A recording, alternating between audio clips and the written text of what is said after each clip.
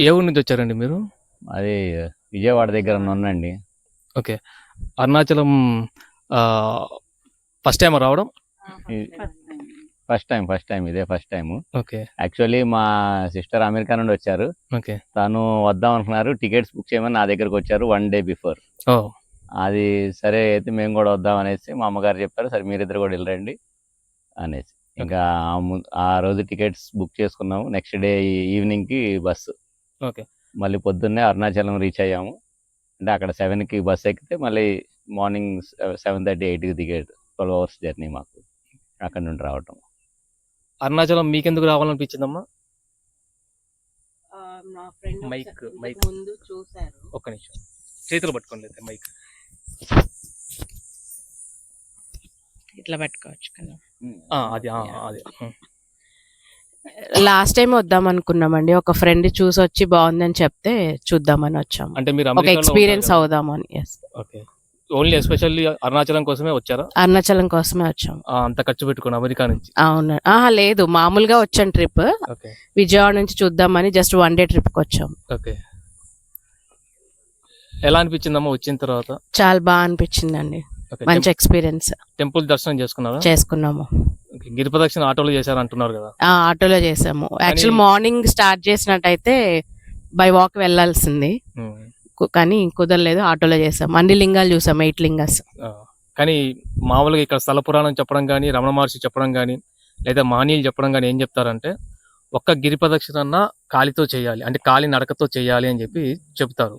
వీలైతే మీరు కుదిరితే ఒక ప్రదక్షిణ కంపల్సరీ చేయండి. ఎందుకంటే మీరు అంత దూరం నుంచి వచ్చారు కాబట్టి ఒకరోజు లేట్ అయినా కూడా కంపల్సరీ తప్పకుండా, ఒకవేళ మీకు ఓపిక లేదు అనుకుంటే సగం దూరం అన్న చేసి మళ్ళీ ఆటోలో వచ్చి మళ్ళీ నెక్స్ట్ డే మళ్ళీ అక్కడ దాకా వెళ్ళి అక్కడి నుంచి, అంటే అక్కడ దాకా ఆటోలో వెళ్ళి అక్కడి నుంచి మళ్ళీ కంటిన్యూ, అంటే మీ ఓపికను బట్టి అట్లా కంటిన్యూ చేయడానికి ప్రయత్నించండి. ఎందుకంటే అంత దూరం నుంచి వచ్చారు కాబట్టి చెప్పడం జరుగుతుంది, లేకపోతే అవసరం లేదు.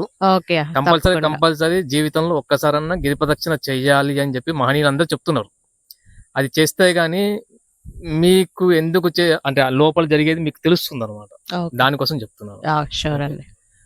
రమణాసం టైం కన్స్టెంట్ వల్ల ఇప్పుడు ఇలా జరిగింది, కానీ మామూలుగా అయితే అది ఇన్ కేసు ఎప్పుడైనా అనేది ఇప్పుడు మరి మేము రావాలని అనుకున్నది కాదు, భగవత్ నిర్ణయమే అది.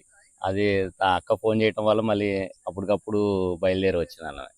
అది కూడా ఆయనే చూపిస్తాడని అనుకోవటం, అది ప్లాన్ లో ఉంది. ఇన్ కేస్ నెక్స్ట్ ఎప్పుడు అవకాశం వస్తే అప్పుడు గిరి ప్రదక్షిణ అనేది తప్పకుండా అయితే ఉంటుంది. రమణాశ్రమంకి వచ్చారు కదా, ఆ రమణాశ్రమంలోకి వచ్చిన తర్వాత మీ యొక్క ఎక్స్పీరియన్స్ అంటే ఎలా అనిపించింది రమణాశ్రమంలో?